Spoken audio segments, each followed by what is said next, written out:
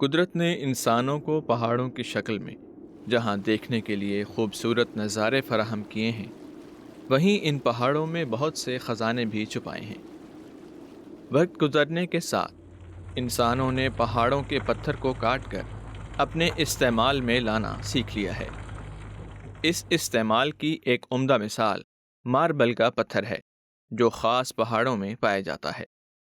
خاص تکنیکوں اور مشینری کے ذریعے بڑے بڑے ماربل کے بلاکس کو پہاڑوں سے کاٹا جاتا ہے۔ یہاں سے ان کا سفر فیکٹریوں کے لیے شروع ہوتا ہے۔ بڑے بڑے ٹرکوں کے ذریعے ان ماربل بلاکس کو ماربل فیکٹریوں میں لے جایا جاتا ہے۔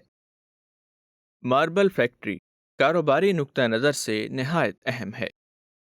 روز بروز تعمیرات میں اضافے کے باعث ماربل کی طلب بڑھتی جا رہی ہے۔ مارکیٹ میں اس کی بڑھتی طلب کے پیش نظر ماربل کا کاروبار نفع بخش ثابت ہو سکتا ہے۔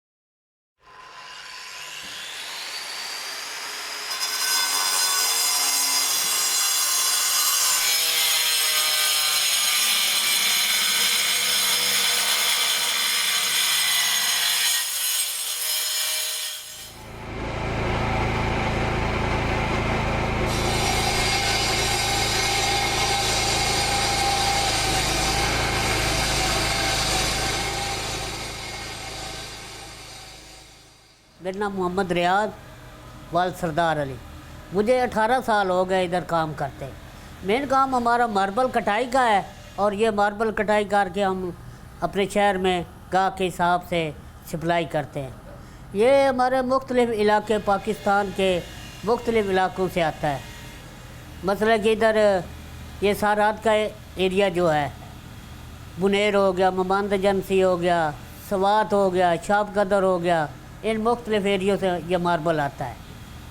لیکن ہم وہ پتھر لاتے ہیں، زیارت گرے وائٹ، سنی وائٹ، یہ کچھ سستے پتھر ہیں، اس لیے ہمارے شہر میں یہ لوگ سستا پتھر پسند کرتے ہیں اور وہ ہم سپلائی کرتے ہیں۔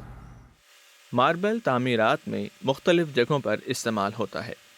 عموماً اسے کچن، باتھ روم، سیڑھیوں اور فرش وغیرہ پر ٹائلوں کی شکل میں لگایا جاتا ہے۔ ماربل کا رنگ، اس پر پائے جانے والا ڈیزائن اس کی قیمت کا تعین کرتے ہیں۔ پالش کرنے میں تھوڑا ٹائم لگتا ہے۔ اگر گاہک ہے ہمیں 200 ٹائل چاہیے تو وہ تین دن 2 دن ٹائم لگتا ہے۔ بعض اوقات اس طرح بھی ہوتا ہے، پالش ہوا مال ہمارے پاس پڑا ہے تو وہ 1-2 دن میں کاٹ کے دے دیتے ہیں۔ اس کو مشورہ یہ ہے، پہلے تو اس کے 2 مین چیزیں یہ ہوتی ہیں، ماربل کے لیے جگہ بہت ہونی چاہیے، اور دوسری چیز اس کا یہ ایک ٹرانسفارمر اس کے لیے ضروری ہے۔ ٹرانسفارمر کے بغیر یہ مشین نہیں چل سکتی، اس کی موٹریں ہوتی ہیں بھی، لیکن اسٹارٹ کرنے کے لیے کم از کم 30 سے 35 لاکھ روپے ہونا چاہیے۔ اسی پہاڑی کا پتھر وہ ہوتا ہے، لیکن اس میں تھوڑا سا نا فرق یہ پڑتا ہے، اس کا شیڈ جو ہے نا، فرض کرو یہ سنی گرے، یہ ہمیں ایک شیڈ آتا ہے، لیکن پتھر وہی ہوتا ہے، لیکن اس کا شیڈ تھوڑا سا ڈفرینس ہو جاتا ہے، لیکن ورائٹی وہی ہوتی ہے۔ فیکٹری میں بڑے بڑے ماربل کے بلاکس آنے کے بعد اس کی چھوٹے چھوٹے حصوں میں کٹائی کی جاتی ہے۔ اس کے بعد مطلوبہ شکل اور سائز کے مطابق اس کی تراش خراش کی جاتی ہے۔ یہ تراش خراش نہایت مہارت والا کام ہے، اور خاص مشینوں اور ماہر کاریگروں کے ذریعے یہ کام انجام پاتا ہے۔ فیکٹری میں ماربل کو مختلف جگہوں پر استعمال کے قابل بنایا جاتا ہے۔